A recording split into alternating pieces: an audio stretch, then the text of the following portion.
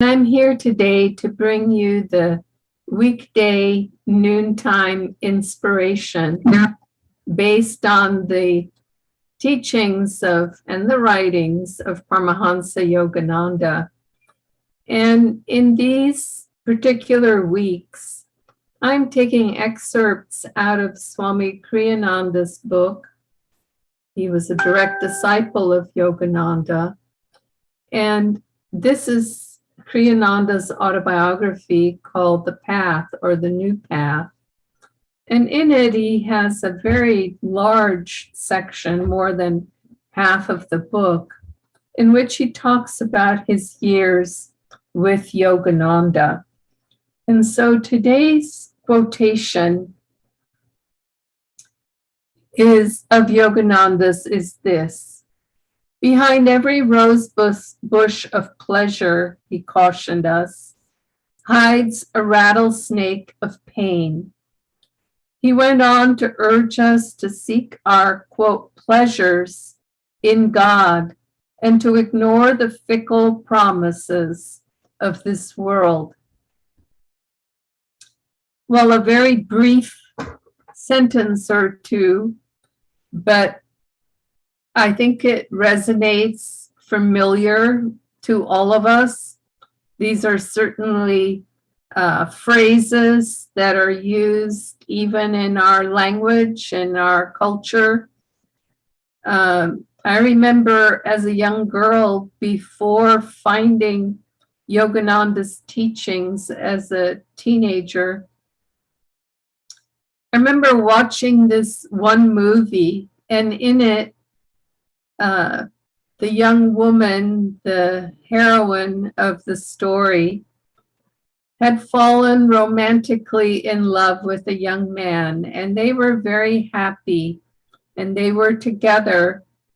And she said in this movie, in this moment, how happy she was, but how afraid she was that it wouldn't last, because she said, I'm just waiting for the other shoe to drop.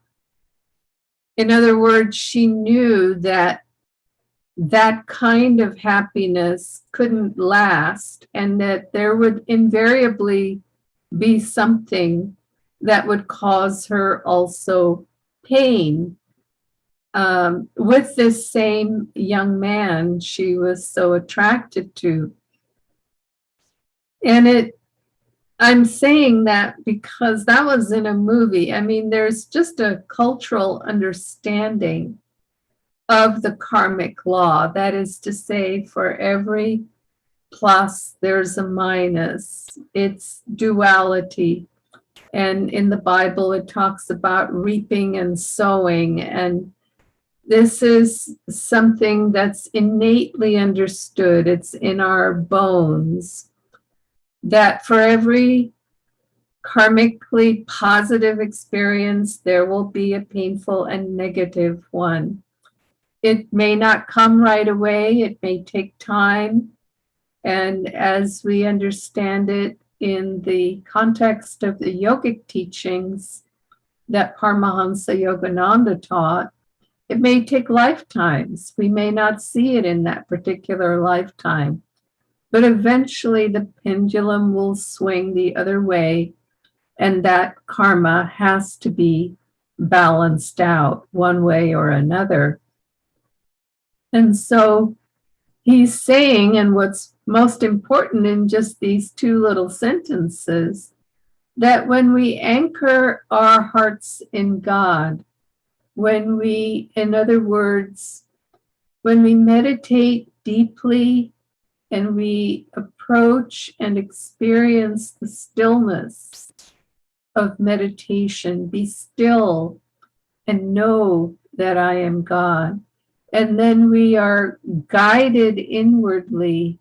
We refer everything back to that touch of divinity that lives within us. Then when we act, it becomes like writing on water. It doesn't stick. We're not attached. We are not acting from our own egos and therefore creating the karma that requires the opposite experience as well.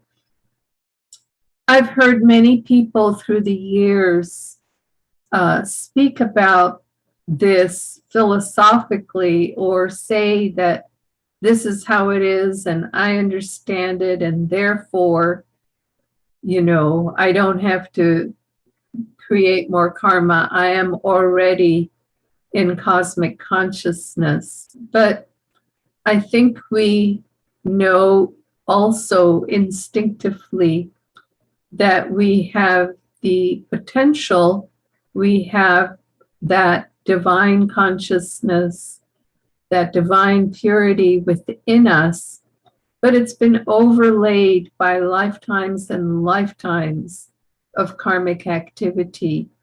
And so releasing those karmas and going into that experience directly for ourselves takes time, it takes persistence, it takes divine grace, devotion, and our daily practices to get touches of it until those touches of it are sort of sewn together into an ever greater and longer and deeper experience of it.